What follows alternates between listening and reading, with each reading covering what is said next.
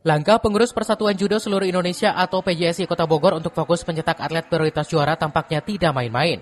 Hal ini terlihat dari pelaksanaan Bogor Open International Judo Championship 2025 yang digelar di Gor Bogor Selatan, Kota Bogor pada 6 hingga 7 Desember 2025. Kejuaraan judo antar pelajar untuk kategori perorangan dan kata mulai dari SD, SMP, SMA, serta eksebisi untuk TK dan PAUD dibuka langsung oleh Wali Kota Bogor, Dedi Arahim. Hadir pula Kadispora Kota Bogor, Anas S. Rasmana, Ketua PSI Jawa Barat, dan Ketua KONI Kota Bogor, Dedi Sumarna. Kadispora Kota Bogor menegaskan pihaknya mendukung penuh setiap perhelatan olahraga yang berdampak pada peningkatan prestasi atlet.